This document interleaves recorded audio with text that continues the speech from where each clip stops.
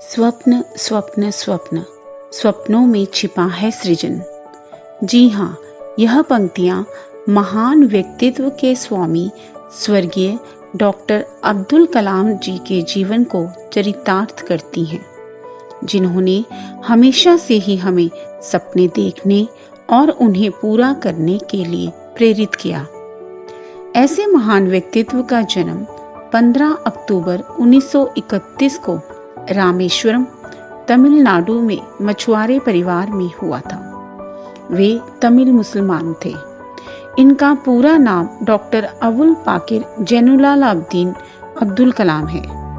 उनकी जयंती को संयुक्त राष्ट्र हर साल विश्व छात्र दिवस के तौर पर मनाता है। इसकी वजह यह है कि डॉक्टर कलाम को छात्रों के प्रति उनके प्यार के लिए जाना जाता है। इसके साथ ही शिक्षा के महत्व के प्रचार प्रसार के लिए भी इन्होंने काफी कुछ किया। इसी कारण उनके सम्मान में यूनाइटेड नेशंस ने इनके जन्मदिन पर 2010 में 15 अक्टूबर के दिन को वर्ल्ड स्टूडेंट डे के रूप में घोषित किया। उनका पसंदीदा काम पढ़ाना था और वे चाहते थे कि लोग उन्हें इसी रूप में याद करें।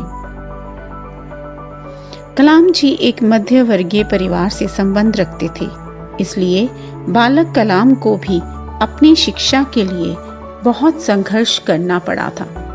वे घर घर जाकर अखबार बांटते और उन पैसों से अपने स्कूल की फीस भरते थे। अब्दुल कलाम जी ने अपने पिता से अनुशासन, ईमानदारी एवं उदार स्वभाव में रहना सीखा था। बचपन में उनका सपना फाइटर पायलट बनने का था। कलाम जी ने मद्रास इंस्टीट्यूट ऑफ टेक्नोलॉजी से एरोनॉटिकल इंजीनियरिंग में डिप्लोमा किया। डॉक्टर कलाम स्नातक स्तर की पढ़ाई पूरी करने के बाद भारत के रक्षा विभाग में भर्ती हो गए। भारत की परमाणु क्षमता के विकास में वे प्रमुख व्यक्तियों में से एक थे। उन्होंने अपने योगदान के लिए कई पुरस्कार और सम्मान अर्जित किए। अब्दुल कलाम जी के नेतृत्व में 1980 में रोहिणी को सफलतापूर्वक पृथ्वी के निकट स्थापित कर दिया गया। इनके इस महत्वपूर्ण योगदान के लिए 1981 में भारत सरकार द्वारा इनको भारत के राष्ट्रीय पुरस्कार पद्म भूषण से सम्मानित किया गया। 1998 में विभिन्न सफल परीक्षणों के लिए राष्ट्रीय नायक कलाम को मिसाइल मैन का खिताब दिया गया था।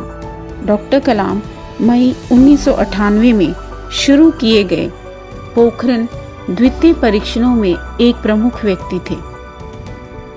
इनके नेतृत्व में integrated guided missile development programme को सफलतापूर्वक शुरू किया गया।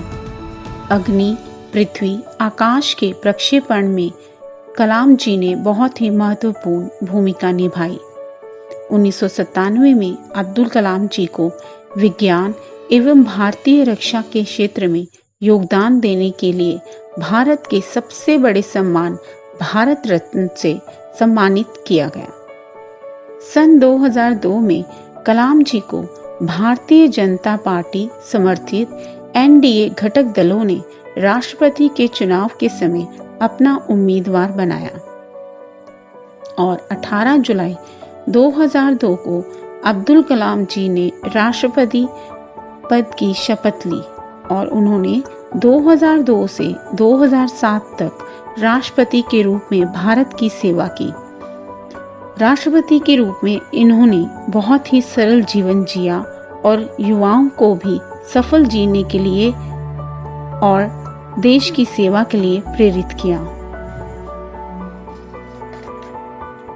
राष्ट्रपति पद छोड़ने के बाद Kalam ji Indian Institute of Space Science and Technology Thiruvananthapuram के चांसलर बन गए।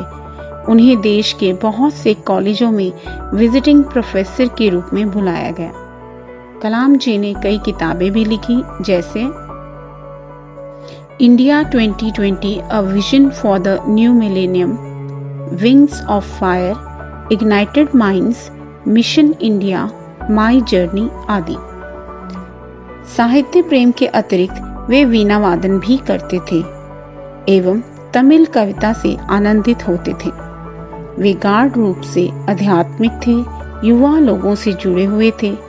उन्होंने सभी धर्मों के लोगों को एकजुट रहने की प्रेरणा दी। उनमें विज्ञान, कला और अध्यात्म का एक अनूठा मेल था। डॉक्टर कलाम की लोकप्रियता ने उन्हें वर्ष 2003 और 2006 के लिए MTV द्वारा आयोजित युवा चिन्ह का पुरस्कार प्रदान किया। 27 जुलाई 2015 को अब्दुल कलाम जी शिलांग गए थे। वहां IIM शिलांग में एक फंक्शन के दौरान अब्दुल कलाम जी की तबीयत खराब हो गई थी। वहां एक कॉलेज में वे बच्चों को लेक्चर दे रहे थे, तभी अचानक वे गिर पड़े और उन्होंने अपनी अंतिम सांसें ली, दुनिया को अलविदा कह दिया। अब्दुल कलाम जी को बच्चों से बहुत अधिक स्नेह था। वे हमेशा अपने देश के युवाओं को अच्छी सीख देते रहे।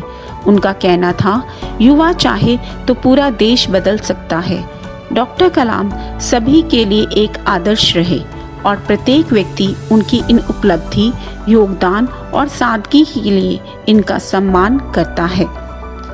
जीवन में सुख सुविधा की कमी के बावजूद वे किस तरह राष्ट्रपति के पद तक पहुंचे, ये बात हम सभी के लिए प्रेरणास्पद है।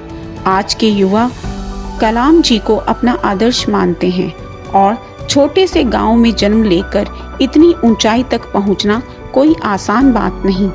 कैसे अपनी लगन, कड़ी मेहनत और कार्यप्रणाली के बल पर असफलताओं को झेलते हुए वे आगे ही आगे बढ़ते गए, इस बात से हमें सीखना चाहिए।